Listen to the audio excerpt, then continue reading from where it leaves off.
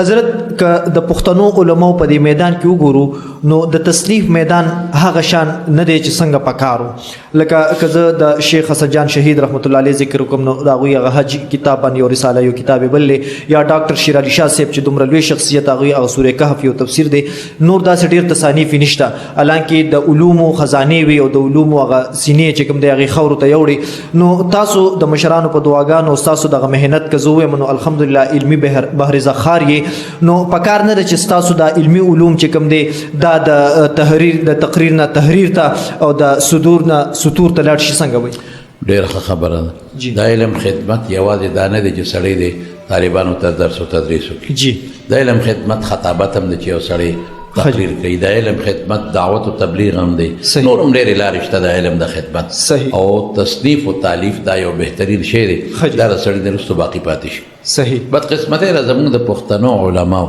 جی او د پنجاب یا د سند د علماو منځ کې یو بنیادي فرق دی خج هلته عوام د علماو سره ډېر تعاون کوي خج دلته هغسې تعاون نشته صحیح زموږ پښتانه په بدني عبادت کې ډېر تکړه دي خج خو مالي په عبادت مالي عبادت کې هغسې تکړه نه دي زه به داسې ویم صحیح. کوم چې زموږ د پنجاب او د سند خلک تکړه دي صحیح ګوره دې ځای نه خلک پنجاب او سند ته چندوله دي بالکل. هغه ځای نه به تاسو څوک نه لیدلی چې دلته چندو پسې راځي بالکل. هلته کې به په لکونو روپۍ یوسي او مدرسه کې به کښېني وي زما نوم مه ښایه صحیح دا جومات به زه غونډ جوړوم صحیح. زما نوم مه ښایه صحیح. نو هلته د مدرسینو تنخواګانې هم زیاتې دي صحیح. چې کوم جومات کې یو مدرس امام دی د هغه ټول اخراجات هغوی پوره کوي صحیح. کتابونه هم کوي هغه تصنیف و تالیف ته اوزګار دی صحیح. مونږ خو وروره دلته به درس کوو هلته به جنازه شوي هغې له به ځو هلته به هلته جرګې. جنازه مدرسې ته راوړي بالکل. دلته به مقبرې ته دی صحیح. او ضرورت هم دی ځکه مونږ سره تعاون کوي اخلاص کوي بالکل. او حق د مسلمان هم په مسلمان دا دی صحیح. نو مونږ به لاول ځو سهار کې دوا لوله صحیح. چې نه ځو خفه کېږي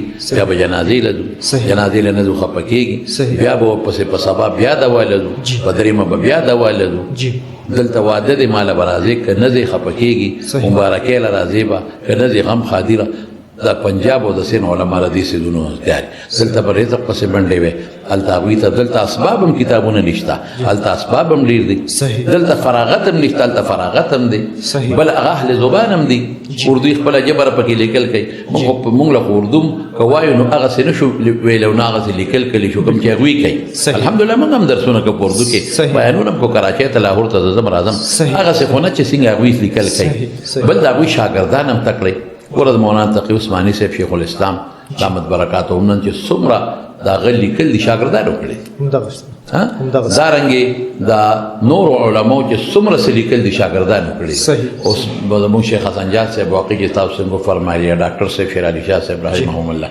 دا خدای له غرونو لیکن هغوی نه په خپله څه ولیکل نه په شاګرد. او نه د شاګردانو څه ولیکل صحیح صحیح دا خبره ټیک ده بالکل. نو بس دا یو کمی شته زموږ په پښتنو کې صحیح. ذوق هم د هغوی بل شان زموږه نو دا فراغت او دا څیزونه حایل رکاوټونه دي صحیح. نو لیکل خو غټ غټ علما لاړل بالکل. زموږ په پښتنو کې علامه شمس الحق افغاني صاحب څومره لوی عالم بالکل. دا د هغه نه څه لیکل چا کړي دي صحیح. مثال په طور باقي دي صحیح. او چې چا څه لیکل نه دي کړي نو علم خزانه ولاړ صحیح